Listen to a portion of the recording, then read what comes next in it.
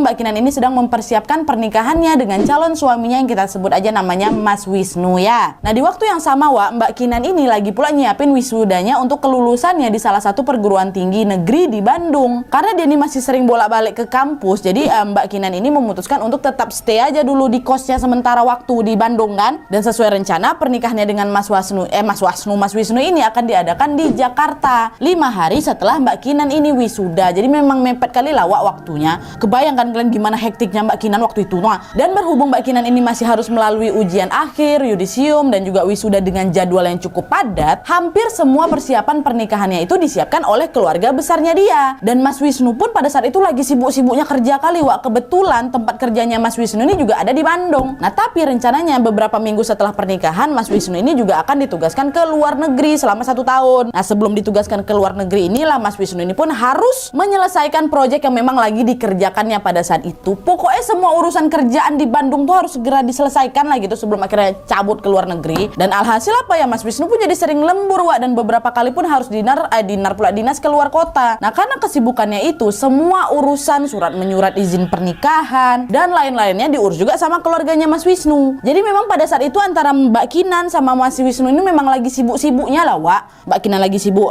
kuliahnya, Mas Wisnu lagi sibuk kerjaannya. Nah untuk acara pernikahannya mereka lebih banyak terima jadi gitu aja lah, karena hampir semuanya kan diurus sama kedua keluarga besarnya mereka di Jakarta. Nah kisah horor yang dialami sama Mbak Kinan dan Mas Wisnu ini Wak bermula ketika 2 orang budenya Mbak Kinan, kita sebut aja lah Bude Arin sama Bude Bidah ya. Mereka ini datang dengan niat baik untuk ikut membantu menyiapkan pernikahan Wak. Dan seperti yang diyakini oleh orang-orang zaman dulu, katanya sebuah pernikahan itu seringkali akan kayak diganggu gitulah oleh mereka yang iri atau yang nggak suka dengan adanya pernikahan tersebut gitu kan. Pasti kalian pernah dengar. Dan salah satu cara untuk menangkal gangguan-gangguan itu adalah dengan melakukan ritual. Nah Bude Arin sama Bude Bidah ini termasuk orang yang memang percaya dengan hal-hal yang kayak gitu pula. Tapi Mbak Kinan sendiri pribadi termasuk orang nggak percaya sama hal-hal mistis kayak gitu. Mbak Kinan ini lebih memilih untuk memasrahkan semuanya kepada Allah, karena Mbak Kinan percaya Allah lah satu-satunya yang maha menolong gitu kan. Aku juga pernah dengar Wak soal ini, katanya memang menjelang pernikahan tuh sering aja ada gangguan-gangguan yang agak nggak masuk akal lah gitu. Tapi kembali lagi kepercayaan kita masing-masing Wak ya. Nah, karena kepercayaan mereka terhadap gangguan-gangguan mistis yang memang sering kali menimpa calon pengantin,